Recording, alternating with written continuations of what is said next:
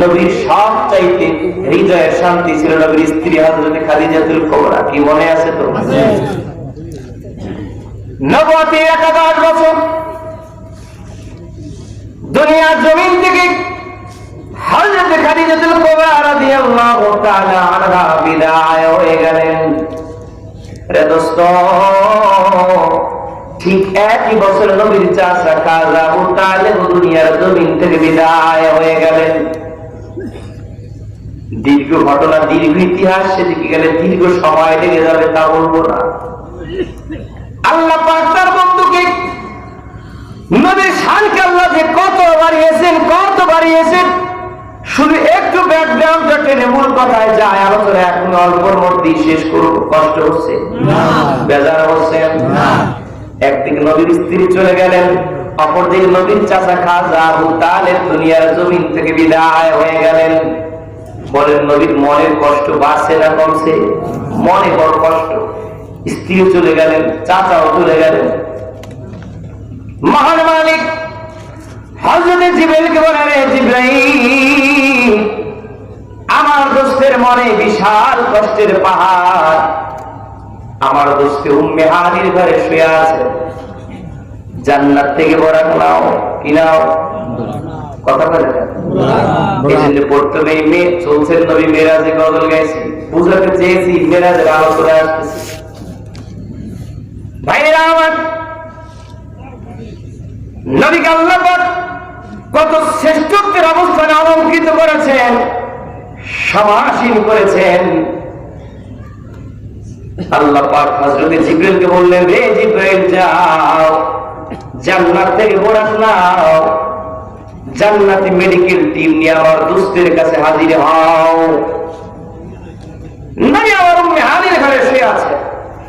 হযরতে জিবরাইল আলাইহিস সালাতু সালাম নবীর কাছে এসে নবীকে বললেন, ইয়া রাসূলুল্লাহ, আল্লাহ পাক আপনাকে ভিভিআইপি মেহমান হিসেবে তার পার্সোনাল দপ্তরে আপনাকে সালাম জানিয়েছেন।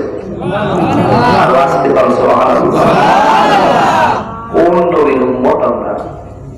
আপনারা মনে হয় যে সবচেয়ে দামি নবী, তামাম সৃষ্টির মাঝে আল্লাহ পাক আপনার আমার নবীর সম্মানকে যত বাড়িয়েছেন, তামাম সৃষ্টিতে অন্য কোন নবীর সম্মান আল্লাহ এত পরিমাণ বৃদ্ধি করেন না। শুরুর কথাগুলো মনে আছে তো? খাপ খেতে হবে, খাপ। তাল যদি হারিয়ে যায় তাহলে ওয়াজের তাল হারিয়ে যাচ্ছে, হজের তাল হারিয়ে যাবে। ছোট্ট একটা গল্প মনে পড়ে গেছে, বলবো? বেআই রওনা করছে, বেআই পাশ দিয়ে বেআই রওনা করছে। যে বেআই পাশ দিয়ে যায় তার সাথে সাক্ষাৎ। বললো যে বেআই, হঠাৎ করে দেখা যেতে হয়েই পড়েছে, চলে কোথায়? আপনার বেআই কটা রুটি পিঠে বানিয়েছে, কটা খাইয়ে যাবে। রুটি পিঠে খাওয়ার জন্য বেআইকে বাসায় নিয়ে হাজির, এক পুরি রুটি পিঠে বিষয়টা গামলায় নিয়ে হাজির। বেআই 2 মিনিট বসে, নারিকেল ঝোলটা হইতে 2 মিনিট সময় নেয়। 2-4 মিনিট পরে বেআই নারিকেলের ঝোল এক পেয়ালা নিয়ে এসে দেখে এক পুরি রুটি সব ফর্সা বানিয়ে ফেলেছে। এক পুরি রুটি কি নাই? কথা বলেন, এক পুরি রুটি কি নাই? ঝোল রাইখে রুটি আর বানাইতে আবার সময় লাগবে। বেআই একটু বসেন, রুটি আর কয়েকটা হোক, একটু সময় লাগবে। 10 মিনিট পরে আসছে, আবার এক পুরি রুটি নিয়ে আইসে দেখে যে ডাল নাই। কতক্ষণ পরে আবার ডাল আছে, দেয় রুটি নাই।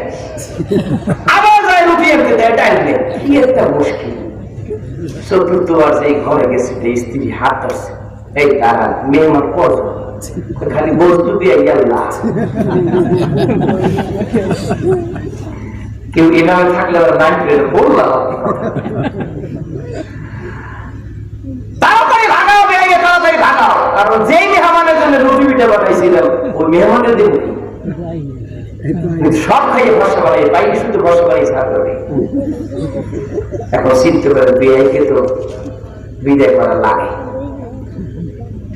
বেআইয়ের সাথে কথাবার্তা এক পর্যায়ে বলতেছে, বেআইকে আপনি রওনা করছিলেন যেন কোথায়?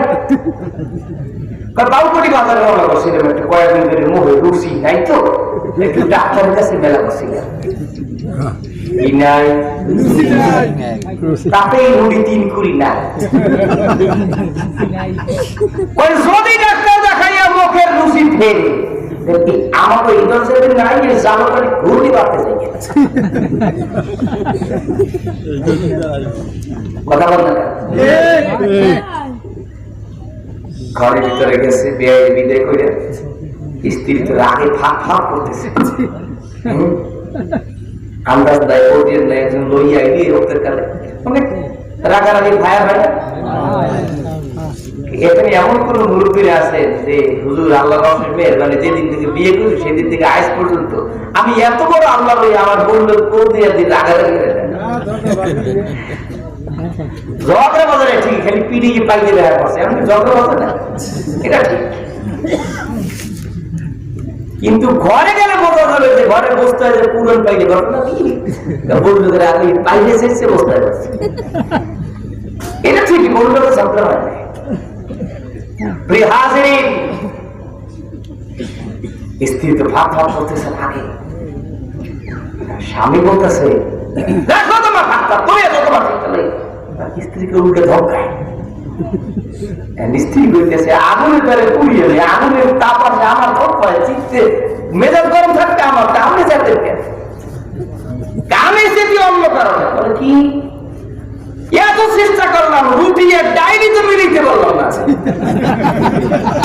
কথা কর না চেষ্টা কম করি না রুটি আর ডাইরি খুব চেষ্টা করছি দৌড়ে খালি দৌড়ে রোগে কিন্তু রুটি আর ডাইরি মিলে কি পারলাম না একটা নিয়ে একটা নাই।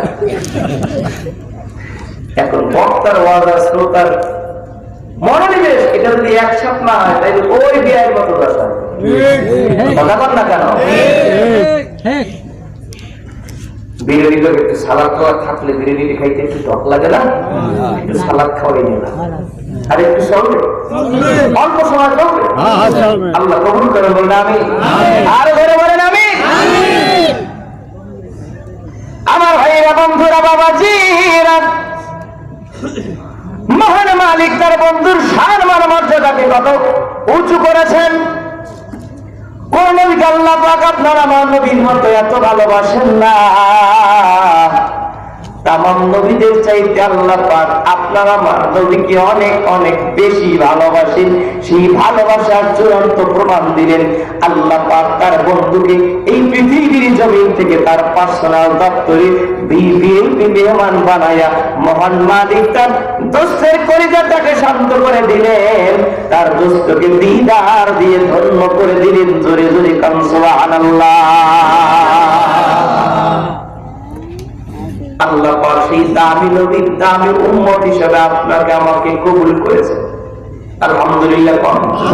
আর যদি আলহামদুলিল্লাহ। আমি মেরাজ আলোচনায় ঢুকতেই সংরক্ত ভূমিকাটা টেনে আসলাম তাও অনেক জায়গায় রেখে দ্রুত চলে আসতে হয়েছে। হাজিরিন হযরত জিবরিল বলে ইয়া রাসূলুল্লাহ মালিক আপনাকে দিদারে ধন্য করবেন আপনাকে তার পার্সোনাল দপ্তরে দাওয়াত করেছেন সালাম জানিয়েছেন আপনাকে যাওয়ার জন্য বরাত পাঠিয়ে দিয়েছেন। জোরে কান সুবহানাল্লাহ। নবী আমার প্রস্তুতি গ্রহণ করলেন জান্নাতের মেডিকেল টিম নবীকে সিনাজাক করলেন ওপেন হার্ট সার্জারি করলেন কারণ সফরে যাওয়ার জন্য হার্ট যদি দুর্বল হয় তো হঠাৎ করে হার্ট অ্যাটাক করতে পারে। কথা বলেন পারে কি পারে না? অতএব এখান থেকে আনালে দীর্ঘ কথা সেদিকে গেলে আরো দীর্ঘ সময় প্রয়োজন হবে। নবী সিনাজাক করলেন আল্লাহ পাক হযরত জিবরিলের মাধ্যমে নবীকে সবরমুক্ত হাত তৈরি করে দিলেন। হিকমতের নূর দিয়ে আল্লাহ পাক তার বস্তির কলবটাকে পাওয়ারফুল করে দিলেন। জোরে বলেন সুবহানাল্লাহ। হযরত জিবরিল বলে ইয়া রাসূলুল্লাহ বোরাক আপনার জন্য অপেক্ষমান। নবী বোরাকের কাছে যায় বোরাক লাফালাফি শুরু করছে বোরাক কোনো দিকে উঠতে দিচ্ছেন না। গভীর মনোযোগ দেয় খুব অল্প সময় শেষ করব একটু মনোনিবেশ করুন। বোরাক লাফালাফি শুরু করলেন। হযরত জিবরিল বলে হে বোরাক তুমি কি জানো তোমার পিঠে কে আরোহণ করবেন? আল্লাহ পাক বোরাকের জবান খুলে দিলেন। বোরাকের মধ্য থেকে আওয়াজ আসে, ও ভাই জিবরাইল, আমি জানি আমার পিঠে রহমাতুল লিল আলামিন শুভাগমন করবেন, তবে আমি নবীর কাছে একটা দরখাস্ত রাখতে চাই। আগে বলো তো দেখি নবী আমার সেই দরখাস্তটা রাখবে কিনা। বলে কি তোমার দরখাস্ত?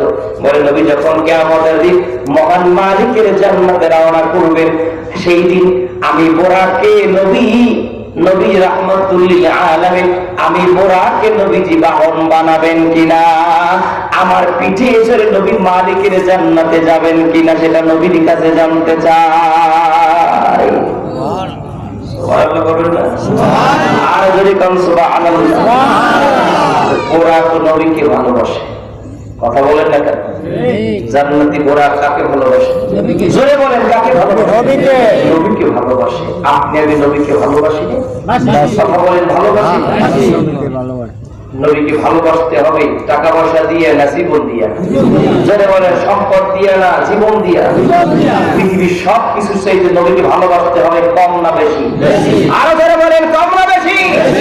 বান্ধবীর চাইতে, স্ত্রীর চাইতে, বন্ধুর চাইতে, চাকরির চাইতে, ব্যবসার চাইতে, দুনিয়ার সব কিছু চাইতে নবীর প্রেম থাকবে মুমিন বান্দা হৃদয়ের সব চাইতে বেশি। এরা নারী প্রকৃতি ইমানদার। জোরে বলেন ঠিক না?